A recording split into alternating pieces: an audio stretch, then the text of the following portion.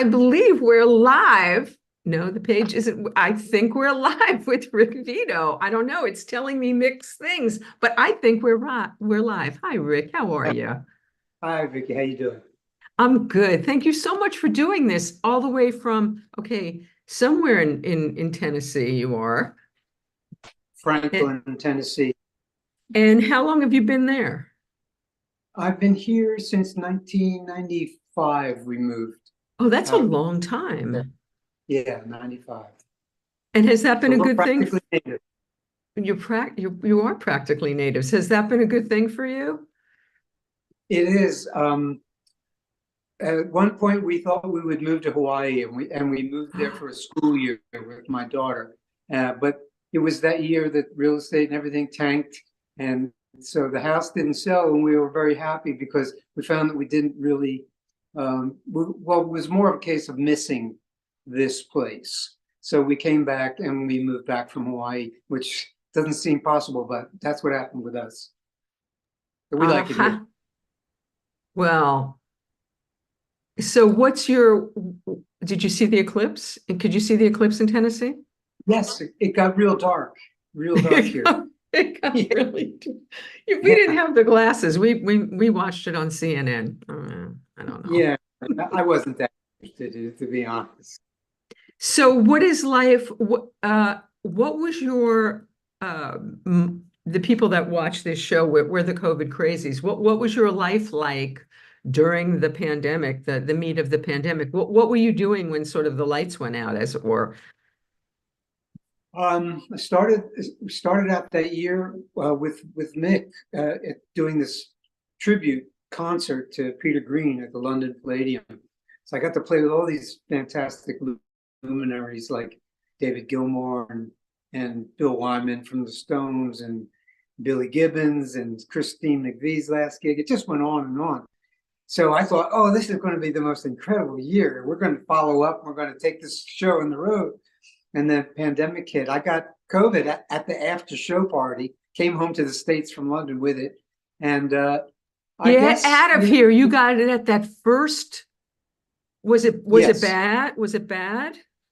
No, it's like having a bad, like a nasty flu, which I think most of the Jackson people, had it at the very first go round also. He was doing a show at the Beacon and I saw him like 3 days before he got sick. And so it wasn't bad for you. I'm happy to hear that. yeah, I mean, most of the people that I know, including my daughter who got it and my wife, hold up was like having a bad flu and just a lot of liquids. And they were sending people home if you went to the hospital saying, oh, I have COVID. They were going, well, just go home and lots of bed rest and liquids and all. So, I mean, I didn't freak out about it. I got my natural immunity built up, and then I spent the next couple of years playing a lot of guitar, recording a lot of stuff in my studio, doing a couple of local gigs, and just kind of biding my time. So you stayed productive. Did you enjoy more leisure time as well? Yes, You did. yes, I did. I did. I was ready to go on the road, but the fact that I didn't have to go on the road also was pretty good. I liked that. So it allowed me to, you know, put all that time into making a record that I was really satisfied with and happy with. And so I got a lot of stuff in the can that I wound up not using, but for future things, I have it already. Well, I have to say that I've been loving Cadillac Man, and I don't know if Uh, that's the album that absolutely loving it, playing it a lot, and you have a lot of like real blue. There's a lot of R&B in there, like really, which is kind of where I live. I love that stuff. I mean, you have some great rock and roll in there. There's a lot of like Chuck Berry kind of feeling stuff, Cadillac Man yeah, itself, but sliding into blue and just into the day. Uh, yeah, I've really been enjoying it. And thank you. so I know very little Kenneth Reber. I have to say thank you. It's because of him that you're here. He kind of introduced me. East Coast, West Coast, there's kind of this divide. Even though you started out on the, didn't aren't you from Philly. You're from Philly. You're a back. So how, all right. So you're a little kid, you're in Philly. Are your parents musicians? How do you get started playing? You know, my mother, when she was a girl in the 30s, um, played the Hawaiian guitar in an all-girl Hawaiian band, you know, when she was a In kid, and an they played all all-girl piano. Hawaiian band. Yeah, Hawaiian music was real popular then. So my Where? grandfather In Philly? in Philly, yeah. Well, it was they played on the radio a few times, and she wanted to play piano, but they had no money or place to put a piano. So they got this little Hawaiian acoustic lap guitar, and my grandfather brought it over, and I started banging on it. And this was when rock and roll was just starting. So they saw my interest in it, and I got my own guitar and lessons and stuff. And just kept at it through that from that point on. And so were you like a protege? Did it like come to you right away? Were you like brilliant at it from the get-go? Did you have to work hard at it? Is it something you played all day, every day? Did you sleep with your guitar, or was it something that came easy to you? Uh, well, you know, I used to listen to people like Duane Eddy and Chuck Berry and just wish and try to play it. And at first, it was really hard. And I had an epiphany one day. Went over to somebody's a friend of mine's father had a what they call a hoagie shop, and they had a jukebox in there, and the kids would dance and all. And there was a girl in there playing the song "Summertime" on the acoustic guitar, and she was singing and playing. And I watched her, and she showed me, well, this is how the chords go with the melody of the song, and I learned that. And all of a sudden, light bulb went on, and I realized, oh, that's how you play along to songs, and all that's how it works. And from that point, I never put it down. I just played by ear and picked it up and learned songs from the radio, etc. And so is it true that what I heard that you don't read music? Right. Neither does Snuffy. This is very interesting to me that musicians can be as successful as you guys are and not read music. And yet you've done sessions. Oh, many, many. Like how does that, so how do you do that? How do you do that? Well, it's really simple. Usually, like you've heard of the Wrecking Crew, the Hell guys that did yes. all the, Beach Boys to Frank Sinatra, etc. Of course. Well, they had part of those guys like Teddy Tedesco, who were the reading guys. Right. And then they bring in guys like James Burton or Glenn Campbell, who did not read just because they could make up stuff. They had a facility for that. And that's what I have. It's a gift, it's a blessing. I can just make stuff up, and that makes the record sort of have a little extra, feel or whatever. Just the different level of creativity comes out. So I also heard you say that, which I loved. I have this problem with shredders. There's a lot of guitar players that get a lot of love that do absolutely nothing for me because it just feels like all they're doing is gymnastics on the neck. And it's to me extremely boring.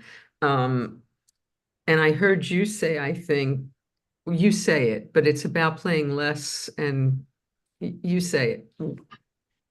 What you think makes a good guitar player. Do Well, you know what I'm yeah, talking about? I know exactly what you're talking about. I was just watching. Somebody sent me a video. They're always sending me, watch this kid. Look at this, what this kid can do. I'm going, yeah, okay. Yeah, I get it. He's watched a lot of videos and had a lot of tutorials and the whole thing. But the feel's not there. And when I was younger, there were certain players who I just loved. I loved B.B. King and Freddie King and Albert King, and they didn't play a lot of crazy notes. And I loved Peter Green, and he didn't play a lot of crazy notes. And Mike Bloomfield and all these guys appealed to me. And it was Amos Garrett's another one that comes to mind. These guys didn't play fast, shreddy stuff. They played with feeling and soul. And I thought, well, that's where I want to live as a musician. Let the other guys have that. They'll do their thing. And it's crowd pleasing stuff. It really is. People love to see that. I mean, let's face it, they like it. And there's enough Because when you guys make people that really feel, well. When you make, oh, wait, what are you talking about crowd pleasing? When you're shredding or when you're making people feel? When you're shredding, the Oh, shredders go over yeah. really well with the crowds. I mean, Right, right. and so I'm not taking anything away from them. That's their thing. It's just not my thing. I Hmm. prefer to go the other route, less is more route. Right. And so okay, so when you started and you're a kid, so you're listening to those incredible blues players, but Yeah. you came up in rock and roll. Who in rock and roll were you listening to? Well, like most people my age and from that era, Duane Eddy was real big, and Mhm. I'm very happy to say I can tell you this right now. That Duane has become a very good friend of mine. He lives nearby, but Wow. Duane was the first, and then Chuck Berry, The Ventures, and let's see, just anybody that came on television on Dick Clark that played guitar. I was really interested. That Elvis was a great rhythm player, and Scotty Moore behind him, and all these guys, Bo Diddley and all that played guitar. I just was fascinated by it. I just couldn't get enough of that kind of thing. And then Hmm. when the Stones came out, that really kind of it was a really great learning experience for me. There was something about the way Keith and Brian played that I related to, and I was able to learn from them and take it another level up from what they were doing. And so they helped me learn how to play Chuck Berry better, and Ah, how to listen to Muddy Waters and all these other people whose songs they recorded.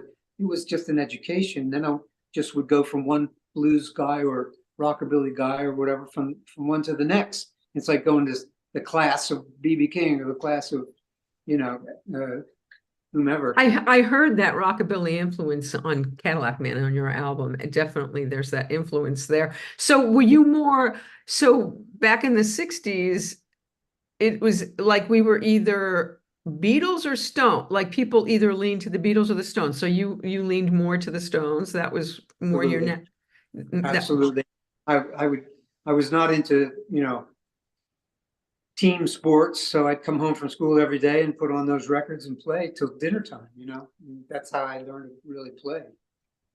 wow. Okay. And also I heard you say I heard you talk about Hendrix, who for Oh me yeah. was the money. And I heard you say you got to see him play more than Three once. three times. And the first time I saw him, he wasn't famous yet, and he was playing with Little Richard. Wow. And and the reason I knew it was him was because my brother and I both talked about the fact that, hey, did you see that guitar player who just took a Fender guitar and turned it around? He was playing this way. And then I found out years later that he was with Little Richard, and so yeah. So and then just that was 65. Then I saw him in late 67, and oh my gosh, you can't really watch videos of him and get the same feeling. You had to have been there. And I you know, wasn't there. I didn't a get to see master. him live. But Uh, but Kenny, you I can appreciate. I mean, you listen to Electric Ladyland, and how can you not yes, appreciate what that is? You those just first three records, that's what I tell kids. I said, you want to hear some guitar art? You want to hear something that never was done before and really probably never was done since Mhm, in an original sense. mhm. Here's a genius for you, of rock and roll guitar. And he had the experience and the road chops and the pain and the deprivation of whatever he had to go through to get where he got. You don't get that at the Guitar Institute of Technology. You got to live it, and he lived it, and that's why it's so great.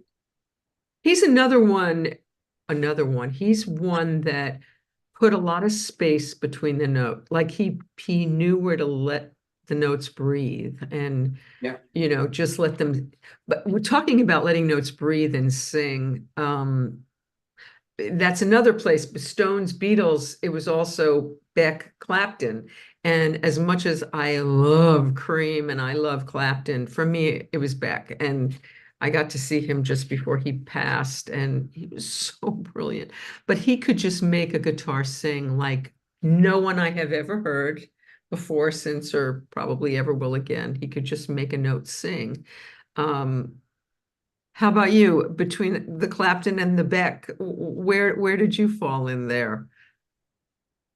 Um, well, I guess I didn't really follow Jeff after Truth. I got it. I had the Truth album, and I really, really liked that. Mhm. But I found that I didn't want to really listen too closely to any one person. So like Mhm. found it that if I listened to too much Eric Clapton, I started playing like Eric Clapton, and that's not good. Yeah, But Jeff Beck will say, I agree with you 100% that he was a genius, and there was no one else like him. I think he was majorly inspired by the the level of Hendrix to come up with I something totally on agree his with own, you. to kind of get to that space where he was standing alone in the world, and I think he reached it.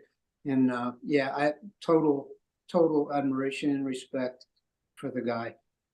Is there anybody like young and new that has caught your ear, that when you hear them on the radio, you go, that person has their own sound, their own style. I like that.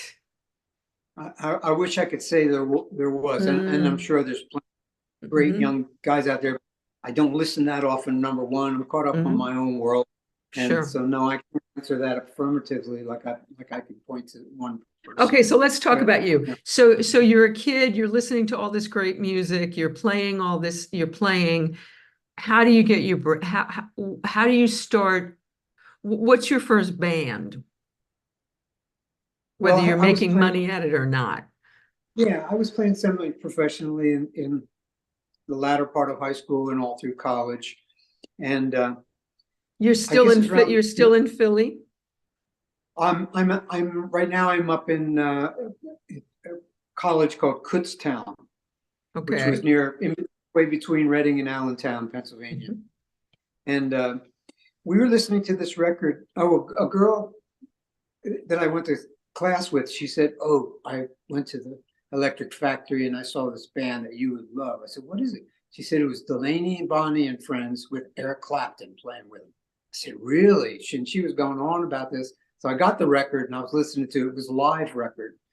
And I thought it was just great rock and roll, and with all this blues and gospel Mhm. influence. And it was just this great amalgamation of different musical forms, and I loved it.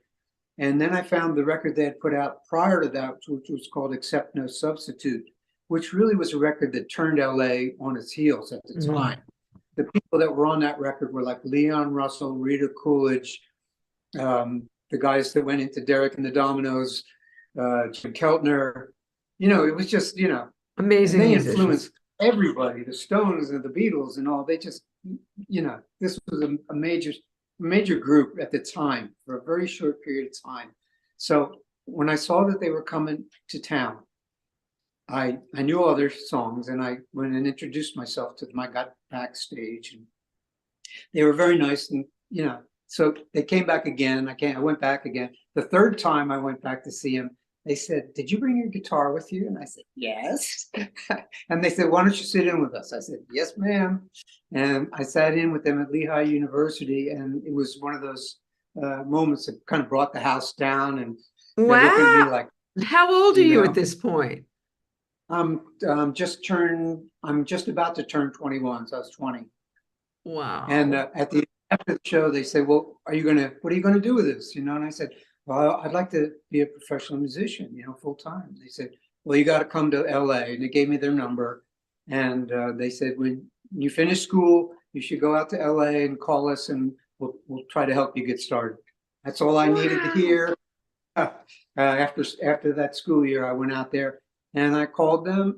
Actually, I had worked with Todd Rundgren in New York City during that year too, and Todd was living in LA. Wait, how So did that happen? How did you connect with Todd Rundgren? through the guy I was working with, Ricky Valeni, we had a duo, like a blues kind of R&B. He played harmonica and I guitar, and he was friends with Todd and had been in a band with him in the Philly area. So he invited us to come to Electric Ladyland studio in New Wow. York and first session. And we kept in touch. And the song from that session got on a James Cotton Blues Band album. That was the first credit I had. And Wow. living in LA, and we had communicated, and I went up to his house, and he said, "What are you doing here?" I said, "Man, I just came out to check it out and see what I could do, you know." So he said, "You're staying here." He gave me a place to live for like a couple of months. So while I got my feet Wow. wet, and hired by Delaney and Bonnie, and went on the road with them. So I mean, there were angels watching over me during that time period. Wow. Yeah. Wow. And then you ended up playing on a certain Todd Rundgren album, didn't you? Yeah, it was called Something Anything. Oh my God. That My was first my credit. whole freshman year of college. That's all that was on the turntable. Wow. Yeah, Wow. right. That's amazing. Your Yeah, it credits are was. extraordinary. Um, okay, so you play with Delaney and Bonnie, and what happens out, and that had to be an extraordinary experience, I assume. What a, Oh, yeah. And people were always coming and sitting in with them. Like, I got to play with King Curtis, Duane Allman, oh my God. John Jr., who else? Mitch Mitchell. I mean, it was just With Mitch wonderful. Mitchell. So you came 1 degree from, 1 degree, yeah, from Jimmy, who was gone wow. at that time already. But yeah, and then I just networked. I was living in Los Angeles. It was the place to be. This was the early '70s. I got to work with Leon and Rita Coolidge and Bobby Whitlock, a lot of these people that had been with Delaney and Bonnie, and eventually worked with John Mayall. That was kind of Okay, a so great how did that? I saw opportunity. John Mayall at the Fillmore East in New York in like 1971 or something. Before you played with him, I guess. Yeah, It was USA Union, that album. So, and you yes, did 3 albums with John. So yes. how did you make that connection? How did that happen for you? That happened through a great friend of mine who's since passed away, named Larry Taylor. Larry Taylor was the bassist in And Can Heat he. from the Mhm, Mole. mhm. And he was a great guy, just funny guy, just a wonderful musician. And he called me and he said, "Hey, I told John about you and he's looking for a guitar player, do you want to go up to his house?" Count me in. So we went up to his house in Laurel Canyon and uh, played 2 or 3 numbers, and he puts his guitar down and he said, "Well, if you want the gig, you're in."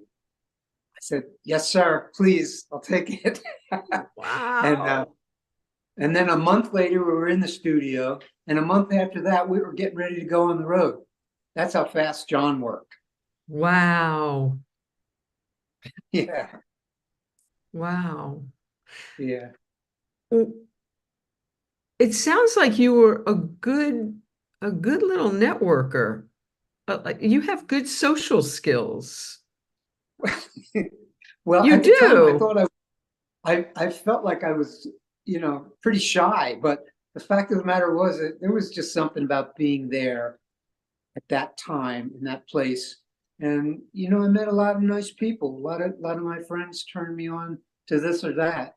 And I was able to, have a little bit of a chameleon-like quality. I can shift styles and think of things to play that complements the artist I was working with at the time. And then I was trying to write songs and be a stand on my own 2 feet at the same time, which is much harder to do. Okay, so when did you start doing that? In the '70s, mid So '70s. all along, while you were playing with Yes, these other people, you were working on your own stuff as well. yes. It wasn't always good, but I was working towards something. And did you get close? Yes, yeah. I did my first full album in 1977, but it didn't get picked up. Uh, it was some good things on it, but looking back on it was probably a good thing. And would you get these people that you were playing with to come and play with you on your albums? Uh, to some extent, but I've never been one to really do that. It probably would be a good idea for the next record if there is one. to, call a few of my friends up and have them guest appear.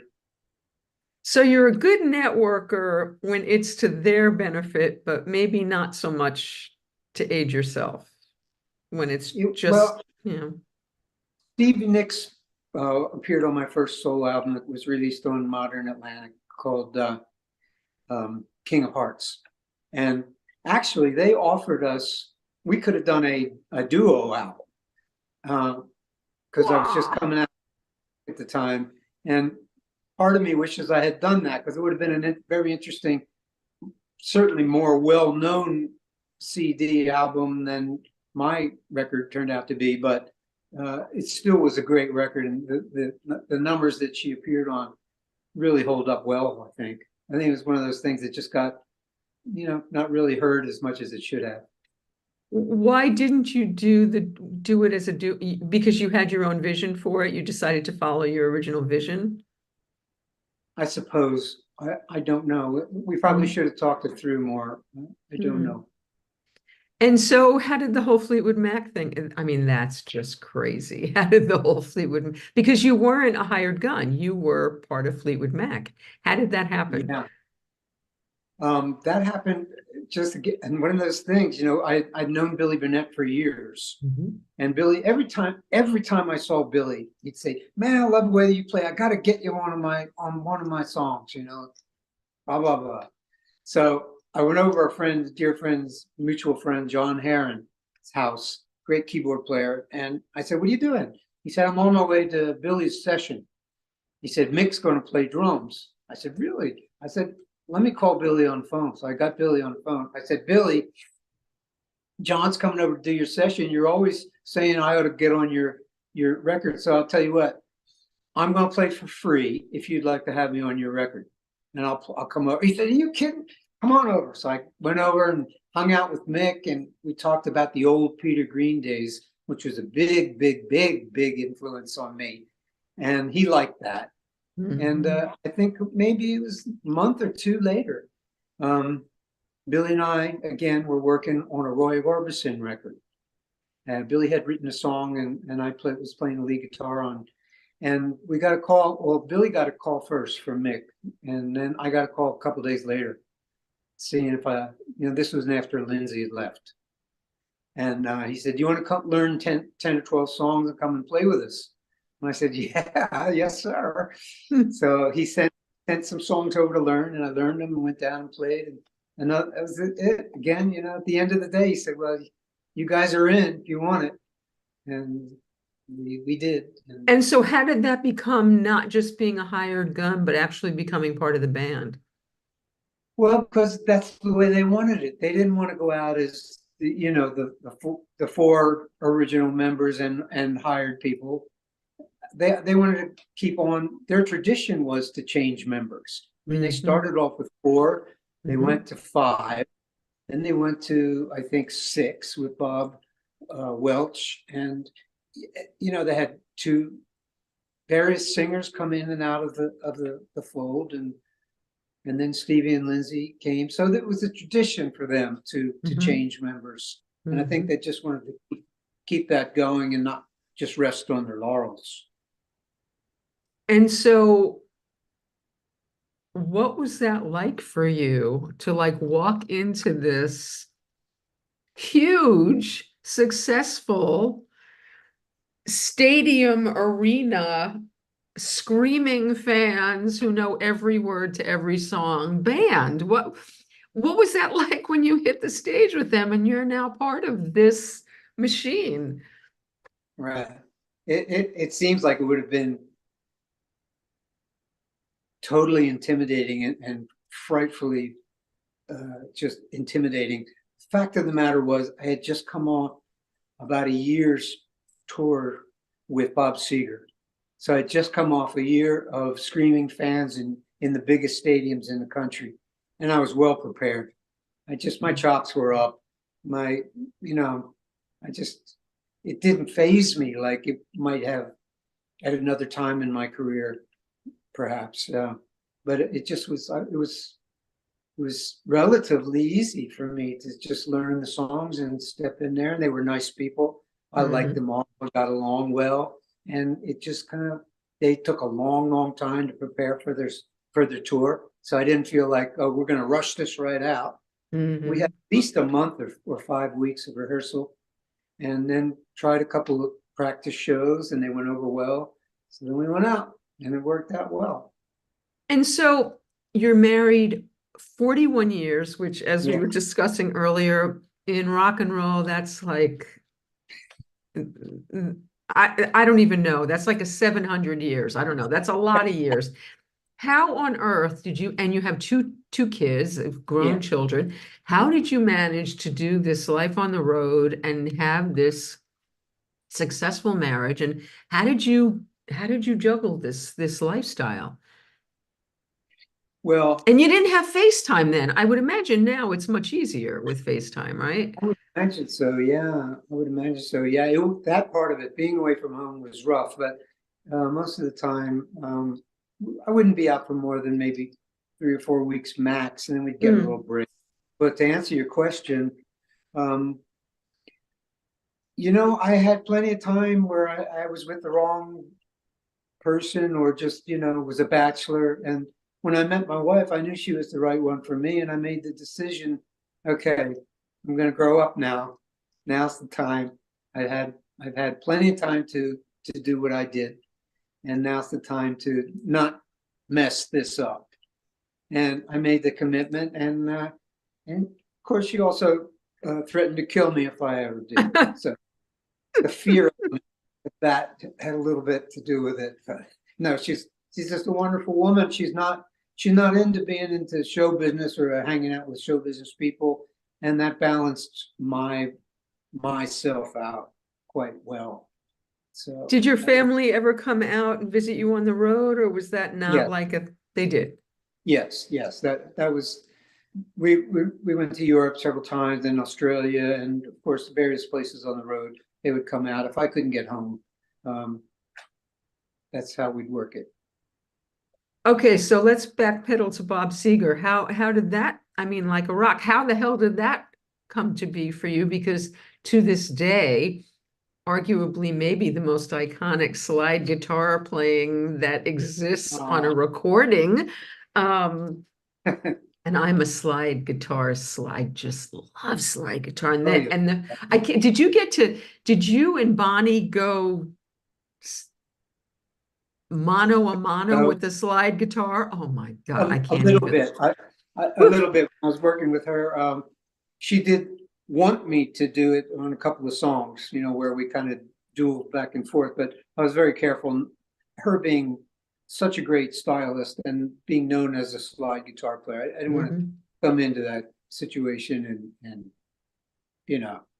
upstage that or in any way, So anyway, the Seger thing came about as a result of having worked with Jackson Browne, and a guy that I know, Russ Kunkel, recommended me to Bob because they were looking for somebody to play on a couple of songs he had, and I went to the studio and met Bob, and he put up this kind of mid-tempo, slow-moving song with these big long passages that didn't have any solo on it, and I said, well, what are you thinking? And he said, well, I don't know. I said, well, I'd like to try a slide guitar on that. So that was your idea. And he said, no, I really don't like slide guitar that much. Wow. I said, well, give me one pass, and let's see. If it doesn't work, we'll move on to another idea. And so luckily enough, I got the whole song, the first solo and the back solo on the first pass. The only thing we had to overdub was the ending two chords of the song, because I didn't know where it ended. Wow. On that part of your brain where you're connecting with your creative self, and it worked. Wow. Times after that, it didn't work as well. They got it on. Luckily, he had the button pressed and caught it.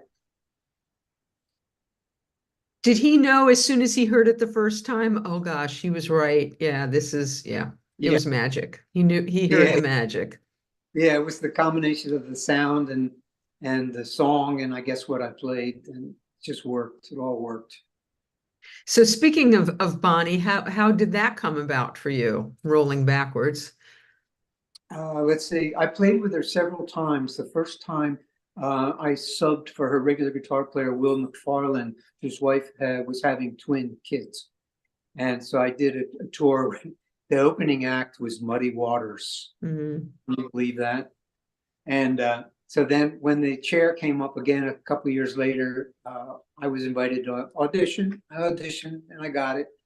And then again, ran into her in '98, and she was changing a couple of members then. And she came to, I was playing at BB King's up in Universal Studio. Mhm. Yeah, Universal. And she sat in and offered me the gig again. So just, we just knew a lot of the same people. And so from Bonnie, that led you to Jackson, which Yeah. we were talking before we went on the air about that video of you with Russ and Kootch. And oh my God, you were such Somebody babies. and all It's, that. I mean, Jackson, I mean, I remember when he looked like that. I just saw him a few weeks ago. I mean, we've all grown up quite a bit since then, but you were babies. My God. Yeah, we all pretty young in So those how did you days. go from Bonnie to Jackson? Because you did quite a bit of work with Jackson. Yeah, well, I'd worked with Jackson on this record by a friend of his that he was producing called Greg Copeland, and uh,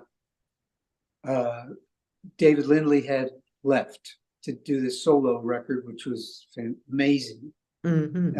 El Rayo X or El Rayo X, and so he needed somebody to come in, and Bonnie was again going in a different direction with a different producer and the band that the producer brought in. So, which was cool, she was always been like that to change her direction to keep things fresh and such. So Jackson offered me the gig, and it was perfect timing. Stepped right into that, and we worked together for a couple of years.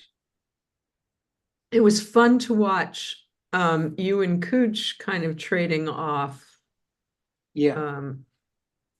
Yeah, we had three guitarists. Jackson was always been a great rhythm guitar player, and Kootch was writing with Jackson. So a lot of the tunes we were doing were co-writes, Kootch and Jackson. And so, and then Kootch left to go with Don Henley because he had written some of those big hits that Don had. And then it was just Jackson and I for about another year after that. And Rick, do you always, I get the sense that you leave things on good terms. You seem the type that leave people on good terms. Yeah, I'm still friends with everybody that I've ever worked with, as far as I I get know. that. I get that feeling. And I As far heard as as far as you from know, my perspective. although I heard Jackson talking about, no, I'm kidding. I did. So I heard a very cute story about how you met John Fogerty, which I have a little, so tell us how you met John Fogerty. My son was going to a school up on Mulholland, I forget the name of it, when we still lived in Los Angeles. And one of the kids in his class was John's stepdaughter. And so at one point every year, the school had a weekend where the parents would come and do, help fix the school up. And, it was a big campus. It was like a college, really. And so they assigned me to paint this one building with this other guy. So I go over there with my roller, and there's a guy painting the building. It's John. So John and I painted the school building together. Unbelievable. And every year John would do a concert for the kids. And he asked me if I would play with him. And I played with him. I swear, I've done a lot of shows with John, but that was the best show, the most fun I ever saw him have in Wow. for the school. And then after that, I went on tour with him for about a year, opening for Tina Turner over in Europe. And wow, that's crazy. What was that like? Big, giant, screaming European fans who love Tina Turner. What was Tina like?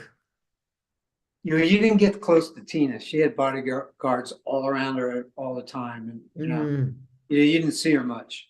She would hear and then go on stage, and disappear. I wonder which kid of John's it was when my daughter was auditioning for UCLA for the drama musical theater department. One of his kids was auditioning, and he was there that whole 2-day process, and he was over there. We were just kind of from afar Okay, well, going through the this was a girl, process. stepdaughter. So, and then he and his wife had 2 sons, I believe, together after that. That's probably what it was. My daughter's 26, so it was probably from the second. One of the boys. Yeah. And so I also saw in your credits, I haven't heard you talk about him, but one of my heroes, John Prine. Tell me about that. Well, I talked earlier about working with this guy, Bobby Whitlock, who was the keyboard player in Derek and the Dominoes. And Right. I was only 22 or something. We were on tour with his first solo album. It was one of my first tour road gigs.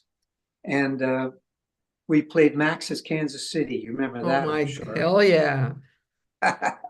So at the gig was Steve Cropper, who was a longtime friend of Bobby's, both being from Memphis. And he liked what I was doing, and he asked me if he could, take my number and call me sometime for session work.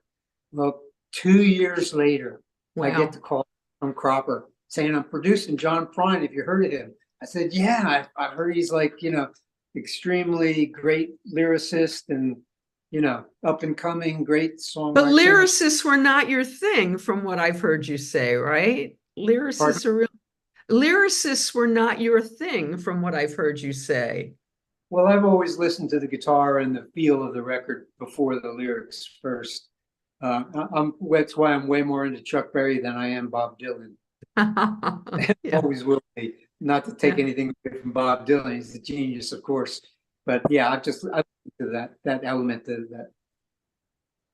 Yeah. So anyway, he flew me to Memphis, and we did the Common Sense album. Oh my God, that's like the best album. Oh, thank you. There was a lot of people on that record. Steve Goodman, Bonnie Raitt. Steve Goodman. I saw Steve Goodman and John Prine together at Carnegie Hall. Oh my God. Yeah. Amazing. Yeah, they were fantastic together. They were great friends, and they understood each other. They certainly did. Except, I saw John back then and spoke to him back then, and he was amazing. And then I saw John again in the late 80s at the Ritz in New York, and it was a very different experience. He was kind of in the throes of his disease. I'm a sober woman. I understand that side of things, but that particular night wasn't one of his best. He was kind of loaded, and it was kind of a drag. But I like to think of him like that night in the 70s when Prine was in his prime, and yeah. Prine. That's one of his records I'm actually on. Amazing. That is so amazing. Yeah, he was definitely a special guy. A very special. I can't believe the list of how about working with Leon Russell? Leon, oh my God. How about working with Leon? Friend of mine, Marty Greb, again, who's sadly passed on, he was after me to work with Leon in one year in particular, and I was having a very difficult time for various reasons, and I couldn't do it. I couldn't go over and meet Leon and do this thing. So a year after that, he called me again. He said, "Leon would still like to meet you and have you come down and play." He was married to Mary Russell at the time, Leon and Mary. And so I went down, and he had this studio in Burbank, and the two pianos set up facing each other and a band. And so I went and met him, and he just started playing, no charts, wouldn't say what the name of the song was. You were just, you just played along, just wow. And he recorded everything. Then I'd get calls from him to come up to the house, and he lived in Toluca Lake, and went to his house, and he had this room, and he had about 16 televisions. This was before the day where, about a dozen at least televisions stacked up on each other, and he had this gizmo, and he flipped through the different stations and stuff. He was very much a techie. Wow, that's Time. crazy. And we'd recorded his home studio there again. I don't know what I recorded. There wouldn't be titles to these things, and he would just like have tracks. I don't know if anything was released. I just kept working with him because it was a creative thing. And he was a quirky, funny guy and just a genius, and I enjoyed his company. And after a while, just, I don't know, something else came along. I think I had to go on the road or something, and I had to give it up. How interesting. It was interesting. His young blood is like my favorite track on Bangladesh. It's like just classic. Yeah, he Classic. had a real commanding presence on stage, didn't he? I mean, Oh uh, yeah. there again, he worked his way up. He was in the Wrecking Crew, and he was, you know, did a million sessions, and he was working and honing his own craft all along. And when his time came, he was ready. Yeah, amazing. Okay, so you spent what 4-ish years with Fleetwood Mac, but Yes, you've 40. continued to work with Mick Fleetwood. So how did your relationship with Fleetwood Mac end? But you've continued to work with Mick all these years, yeah? Yeah, well, towards the tail end of my time there, there was just talk within the band that maybe the girls were going to leave and do this or that and whatever, and it was sort of just it sort of ran out of energy. Mm. And the record that we put out, I think it did great, but it didn't do what they usually do. And I think that there was some speculation about this or that. Anyway, it kind of folded up. Well, and we all went our separate ways. And that Fleetwood Mac went away for a long time. And I didn't see Mick for like a dozen years. And all of a sudden, he had gotten wind of this record I did with a mutual friend, Ian Wallace, great drummer friend of mine. And it was called Bandbox Boogie, and Mick heard it. And he called me. He said, "Man, I love this record, and blah, blah, blah." And he said, would you ever want to like put together like a blues thing, like back in the Peter Green era? I said, "Count me in." And he said, "I want to do that. And I also want to try some stuff in Hawaii with some of the local Hawaiian musicians. How would you feel about coming out there and trying that out?" I said, "Well, yeah, that sounds great." So we sort of just got back together and put together the Mick Fleetwood Blues Band featuring Rick Vito. I gave him credit. And we did a live album, and it got nominated for a Grammy in 2010. It certainly did. Yeah.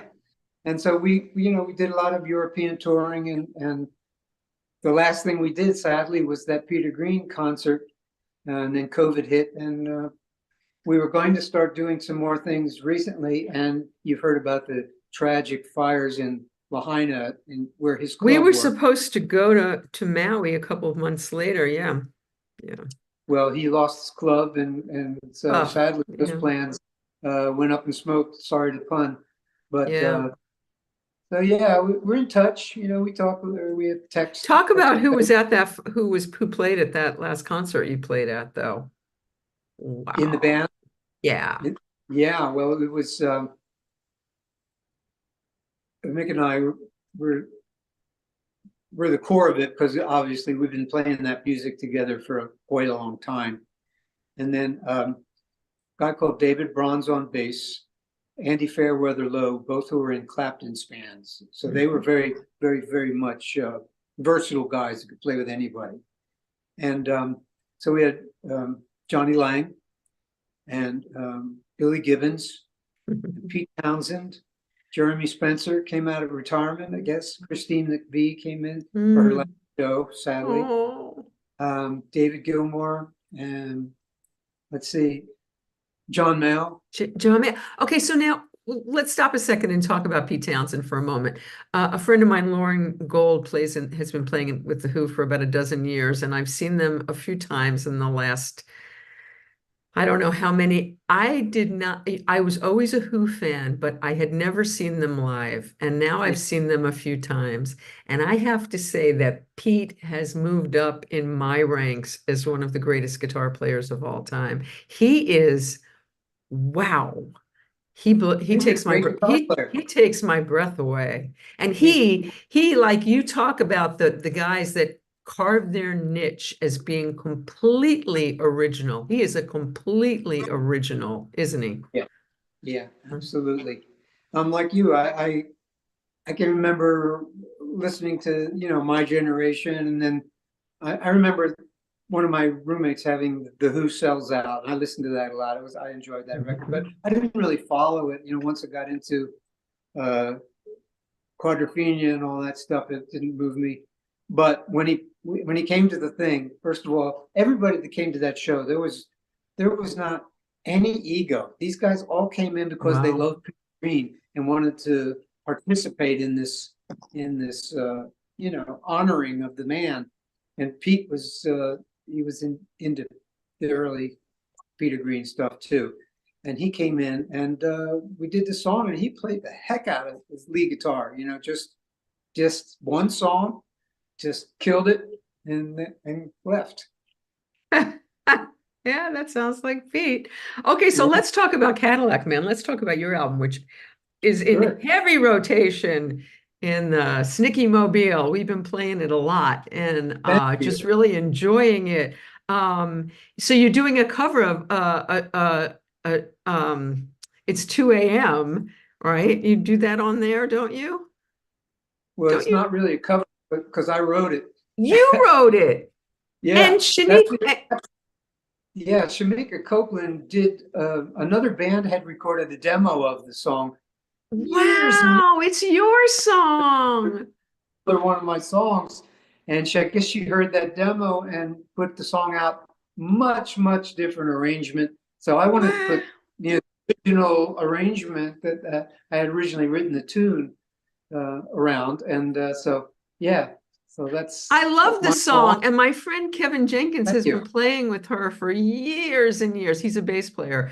Um, Oh, good. I didn't know that was your song, and it's great, and I Thank love you. your version of it. It's wonderful. So, Thank you. okay, so what's the best way for Pete? I always ask this because there's like no way for you guys to make money on your music these days. What's the best way for Yeah. people to buy your music for you? For so that Well, it's available anywhere, but you can go to rickvito.com. You can go to Blue Heart Records.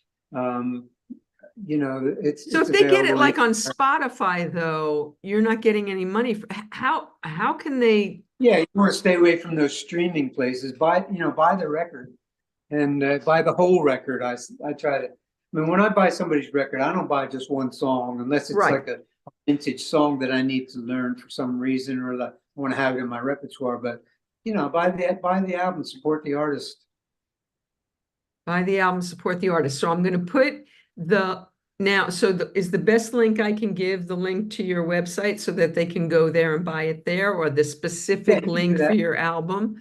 You tell me that you'll give me the best link for people to go to buy the album so they can buy the whole Go thing. to www.rickvito.com. Okay, I'm going to give them that link in the liner notes so everybody can do that. Rick, thank you You. so much for taking the time and doing this. It's been lovely getting to know you and your music. Thank you And very much. Yeah, mutual. Thank you very. I I really enjoyed your questions, and I wish you the best with your continued success with your shows. thank you so much, Rick. Have a wonderful rest of your day. And I look, so wait, are you going out on the road? Can people come hear you live? Are you playing live? What, tell us what. I'm not going on the road right now. There's several reasons that contribute to that, but for now, just concentrating on the record. And I should mention, got this new guitar out, the Can Reverend, people, all right, can called Soul people Agent. buy your guitars? We didn't talk about that. Show us your Yeah, guitar. that's cool. Reverend, ReverendGuitars.com. It's called the Rick Vito Soul Agent. And they're really great guitars. I'm not just saying that. Their quality control is impeccable, and they're just versatile, incredible workhorses. They look tell us good. about that Pretty. guitar. Tell us, it looks gorgeous, but as a guitar, what is it what would you liken it to? Well, the thing that we tried to do with this guitar, because I've been designing guitars for years, I have various prototypes made, but Reverend Guitars and I sort of combine our ideas, they being the more technical and me being the more coming from the more design point. But one thing that I wanted to do was have a combination of tones that liken the sound of both Gibson and Fender and a little Gretsch in there. Wow, So we have push-pull switches on the volume and tone that allow you to get various tonal increments of different sounds. And it's really very versatile and well made. I've played hundreds of these things and I haven't come across a lemon yet. So fantastic. And it's that's a kind of the great way. looking thing too. Thank you. All right. Well, thank you so much again, Rick. Have a wonderful rest of your day and hope to see you again soon. Okay, we'll see you out there in LA someday.